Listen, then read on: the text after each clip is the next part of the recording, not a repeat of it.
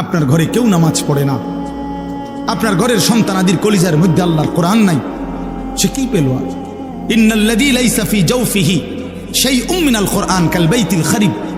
নবীজি বলছেন যে কলিজার ভিতরে আল্লাহর কোরআন নাই, খোদার কসম, নবীজি বলেন ওইটা সারা বাড়ি, আলগা বাড়ি, যে বাড়িতে মানুষ থাকে না, কুকুর, বিড়াল, সাপ, বিচ্ছু, কেচ্ছা, ইন্দুর এগুলো থাকে।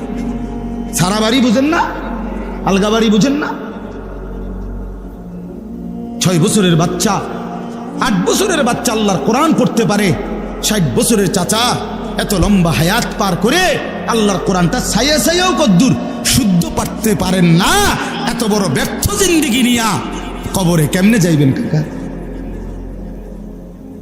হ্যাঁ, কবর আমনে চাচার শ্বশুর বাড়ি? হ্যাঁ,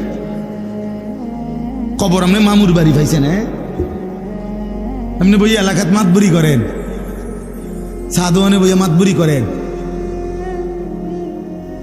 বলেন?